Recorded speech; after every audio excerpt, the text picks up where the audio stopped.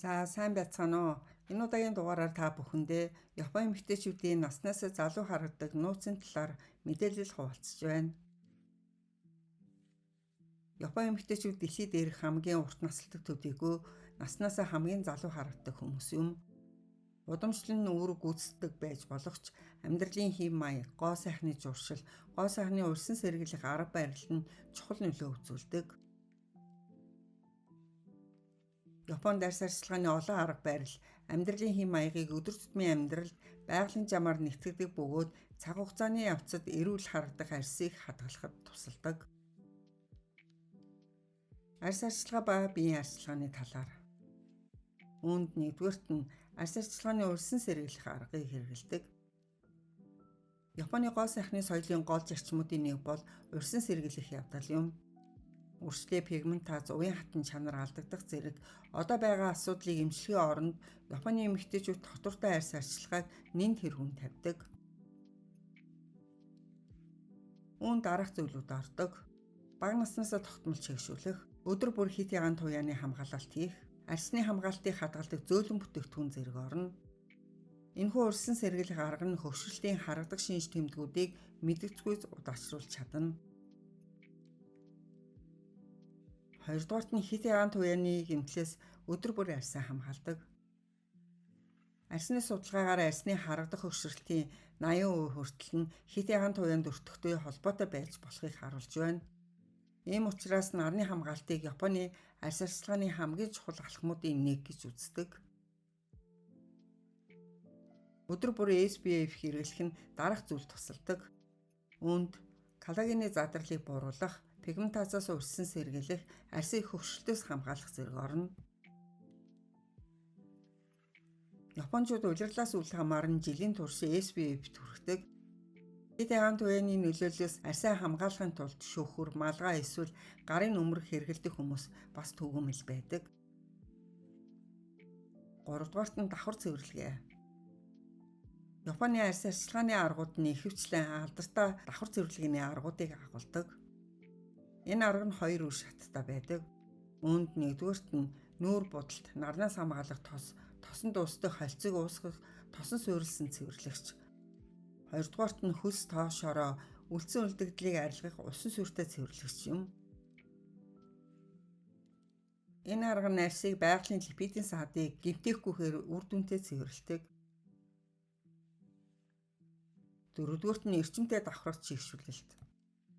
Чийгшүүлэлт нь залуу арьсыг хадгалах хамгийн чухал хүчин зүйлсийн нэг юм. Японы арьс арчилгааны ихэвчлэн давхрагч чийгшүүлэлтэнд суурилдаг бөгөөд олон хөнгөн бүтээгдэхүүнийг нэг нэгээр нь түрхдэг явдал юм. Тавдугаарт нь тогтвортой байдал. Японы гоо сайхны философийн бас нэг гол зарчим бол тогтвортой байдал юм.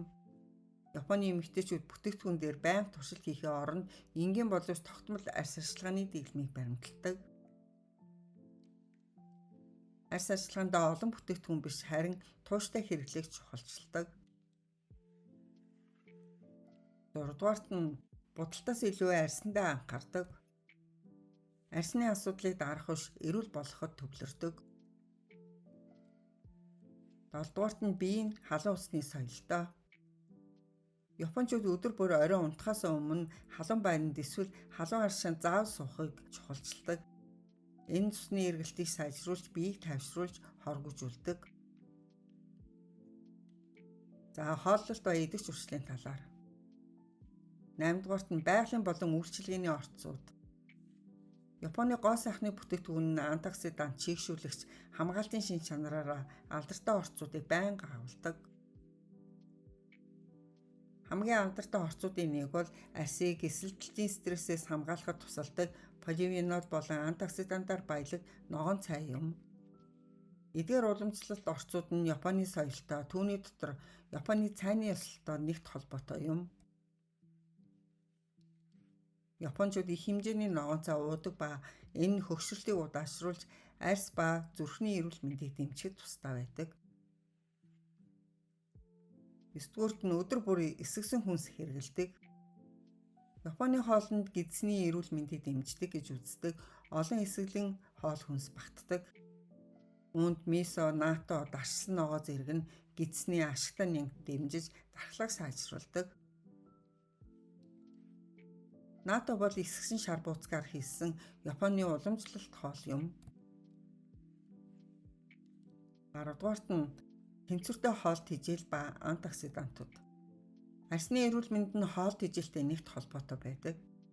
Жимс, ногоо, загас, буурцаг, далайн байцаа зэргийн шим тэжээлээр баялаг өргөслийн эсрэг үйлчлэгээтэй юм. Хамгийн өргөн хэрэглэгддэг ундааны нэг бол матча бөгөөд энэ нь ялангуяа антиоксидантаар баялаг бөгөөд биеийн эсийг эсэлтэлтийн стрессээс хамгаалахад тусалдаг. 11. Хараа хачи бүү. Энэ нь ухамсартай хооллолт болон цай уух Японы эрүүл мэндийн даатгал юм.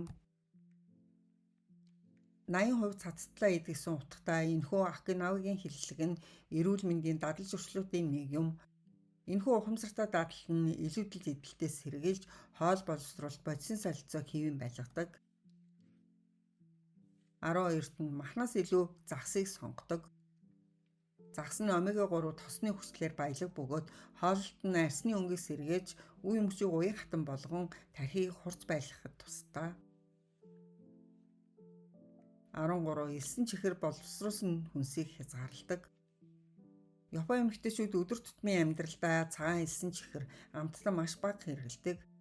Тэд чихэрлэг зүйлийг зөвхөн байгалийн гаралтай ургамал жимснээс авдаг байна. Цэвэрсүүлсэн чихрийн оронд жимс, ногоон цайны амттанаар амттан хийдэг. За амьдралын хэм маягаа хөдөлгөөний талаар 14. Өдөр бүр алхдаг. Алхалт нь бодисын солилцоог идэвхжүүлж дархлах сэргээс даралтыг бууруулан арьс гоо сайхны эерэг үр дүнг авчрахаас гадна нойргуудл стрессийг бууруулах ач тустай.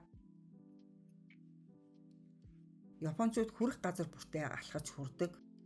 Үүнд дэлгүүр, ажил, галт тэрэгний буудал гэх мэт. 15. Зөөлөн дасгалууд хийдэг. Ариудо тайсо бол Японд бараг 100 жилийн турш хэрэглэж ирсэн дасгалын нэг төрөл юм. Тайчи ариудо тайсо хийснээр уян хатан болж цусны эргэлтийг сайжруулдаг. 16. Халуун аршинд орох уламжлалтай. Япон улс нь Изуна Кунио онсон буюу халуун аршинаараа алдартай. Онсны ашигтай эрдэс баялаг ус нь цусны эргэлтийг сайжруулж стресс бууруулахад тустай. За сэтгэл зүй ба дотоод амгалангийн талаар 17. Икигай. Энэ нь Японы баяр баясгалантай амьдралын нууц юм. Тэд амьдралын ухаан буюу икигай философоор амьдардаг. Маш тайван юмд яардаггүй, байгальтайгаа ойр байдаг зуршилтай юм. Өдөр бүрийн зорилго утга учиртай байх нь оюун санаа ба биеийг залуу байлгадаг. Сэтгэл санаа тайван байх үед биеийг хөшрүүлдэг стрессийн даавар болох кортизол маш бага хэмжээгээр ялгардаг тул эсийн насжилт уртсдаг. 18-нд нь удаан амьдралын хэмнэл ба мандфул хандлага. Мандфул нь зүгээр нэг эрүүл хооллохоос ялгаатай бөгөөд яаж идэж байгаагаа анзаарах, мэдрэх тухай ойлголт юм. Удаан идэх, цайгаа таашах, тухайн мөчөд анхаарах нь стрессийг бууруулдаг. 19-т тогтвортой хэмнэлтэй.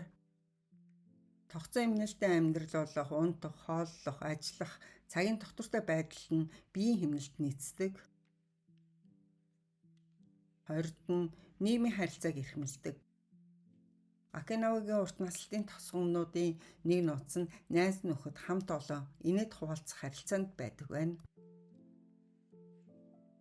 21-т талархлын зан үйлтэй. Хоол хүмүүс байгаль талархах нь стрессийг бууруулж аз жаргалыг нэмэгдүүлдэг. 22. Байгальтай зохицон амьдрах уламжлалтай. Байгаль цаг өнгөрөөх нь тэнцвэртэй байдлыг хадгалж эрч хүчийг нэмэгдүүлдэг. Анхааран сонссон та бүхэндээ баярлалаа.